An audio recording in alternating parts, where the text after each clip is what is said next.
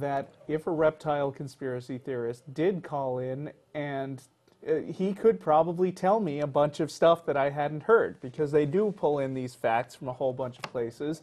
And he might say, you know, oh, well, how can you explain the fact that George Bush had slit eyes? I think, you know, if you believe that it's just a camera glitch, then you're a sucker. You know, you're just believing what they want you to believe. And I don't think I can confidently, with great accuracy, diagnose what the camera problem was in George H.W. Bush's video interview that made him look like he had slit eyes. And I, frankly, don't care enough to go and research camera problems, because even if I did figure out what was going on with this one thing, there would be, you know, I'm sure a dozen other unbelievably inexplainable facts that would also support the reptile conspiracy. But the one thing that I find the hardest to believe about, say, the reptile conspiracy in general is that it would just take an enormous and not to mention completely flawless amount of competence and money to cover this thing up effectively. So effectively that the only people who ever come out and say, I know what's going on with this conspiracy, are crackpots on the internet.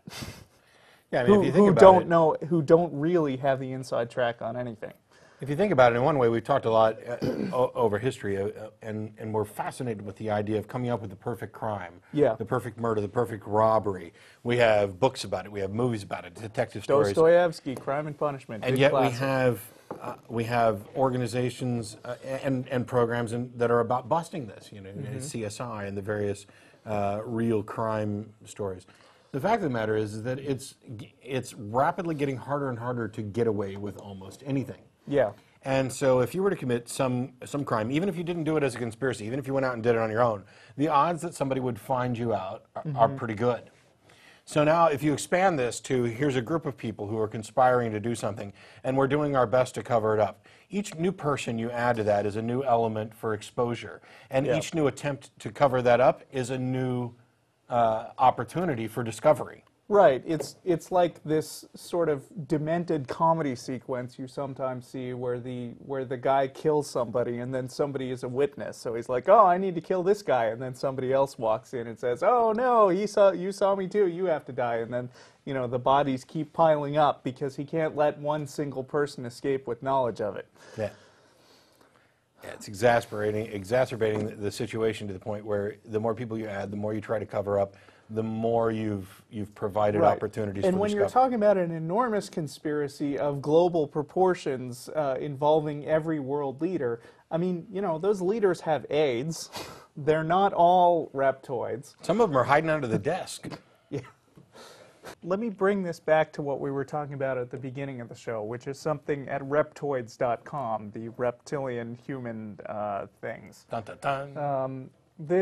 This is the first guy, John. By the way, if you're on hold calling about 9/11, you can hang up because we're not talking about it again. We got 5 minutes left. That's true. So this is that John guy, John Rhodes, who writes, consider this fact, and I consider this almost exactly the same things that the callers are doing right now.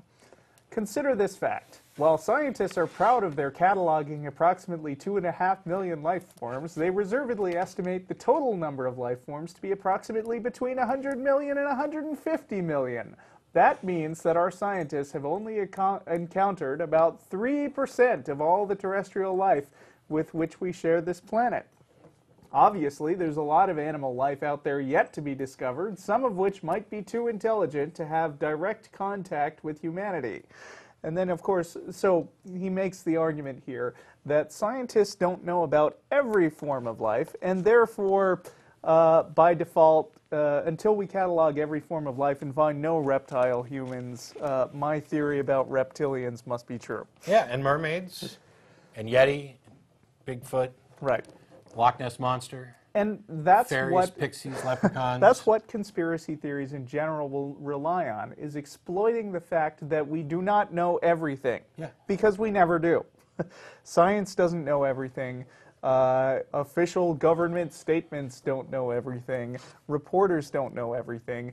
But where the fallacy comes in is they say, okay, I have an idea of what happened. Explosives were planted around the buildings. Yeah.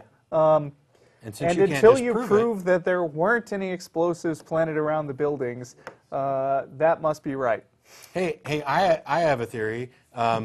Demons came and grabbed hold of the girders and pulled the buildings down. Oh, that was a serious theory. You remember there was Oh, a picture of a demon cloud of Satan in the smoke cloud. coming out. Damn, I could have shot. See, it's impossible to lampoon these ideas because somewhere there's somebody who's willing to believe anything. Even stuff that we know is fictional because we made it up knowingly. I mean, you know, the Cottingley fairies, two little girls perpetrating a fraud with, I mean, and in modern culture, the special effects that they used, which were these cardboard cutouts that they then took pictures of, which, I mean, you could see the lines where they cut them out. I don't know how this fooled anybody, let alone Sir Arthur Conan Doyle. And to bring it to more recent examples, there was a guy who deliberately pulled off a Noah's Ark hoax by saying, look, I found this piece of wood from Noah's Ark. And it was a deliberate hoax. All he had was this one piece of wood that he soaked in something to make it look old. The creationists all went hook, line, and sinker for it. We got less than 30 seconds. There's a list of the crew: Steve Nelly, Joe Rhodes, Frank Pichelle, Shelley Catanius, Shelley Roberts, John Icoletti, Don Baker. Thanks everybody for tuning in. We'll be back again next week, and we'll continue out. We hope you enjoyed your time off, and welcome to 2008. And El Royo. You can email tv@atheist-community.com, and also you can join us at El Royo on 5th Street.